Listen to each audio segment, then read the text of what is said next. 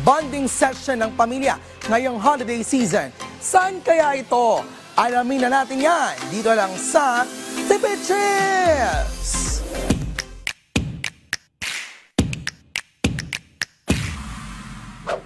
Sabi nga ng Valenzuelanos, hindi mabibilang ang saya sa Valenzuela dahil sa dami ng pwedeng puntahan.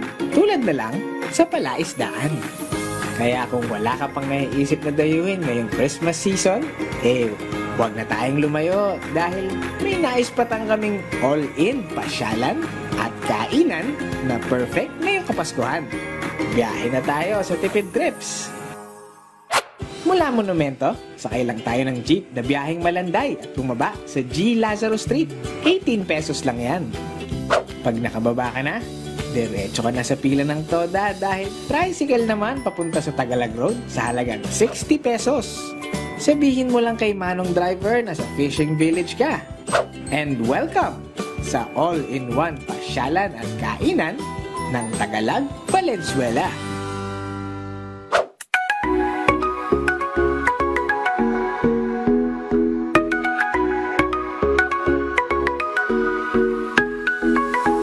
Dito po tayo ngayon sa Alvarez Park Cafe located at Tagalog Fishing Village, ang binansagang Valenzuela's best kept secret.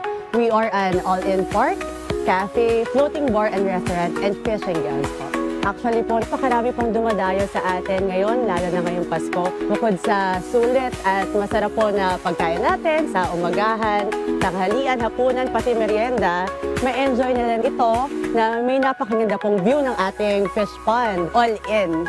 So, hindi na po kailangan pumunta pa ng parke, hindi na kailangan pumunta pa ng separate na restaurant, kaya naman tipid ka na dahil isa lang ang pupuntahan mo, ay masaya pa ang buong pamilya. Walang biro kapag sinabi nilang all in dahil bukod sa masasarap na pagkain, mabubusog ka rin sa ganda ng tanawin. At syempre, para sa mga chikiting, may water activities din tulad ng bike kayaking, boating, at fishing. So right now po nandito tayo sa ating roof deck of our floating restaurant. So you can see here po ang ating fishing area po na pwede po silang mag-ikot through our boat po. Dito po sa ating bike kayaking, this is 200 pesos lang po for 30 minutes na. At syempre po ang ating fun fishing kasi yung iba po gusto lang matry na makahuli naman lang ng bangus, tilapia. At actually po dito po sa ating fishing, meron lang po tayong entrance na 60 pesos. So habang nandito, feeling mo na sa probinsya ka po sa gitna ng Metro Manila.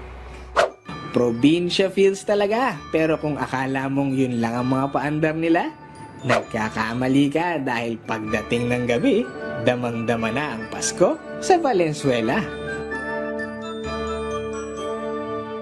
Open from 7 a.m. to 11 p.m. araw-araw kaya kumpleto ang breakfast, lunch, dinner at Noche Buena mo kung saan busog na ang pamilya, makatipid ka pa sa bulsa. Ano, dadayuhin nyo ba? Sama-sama tayo ulit sa susunod na Tipid Trips.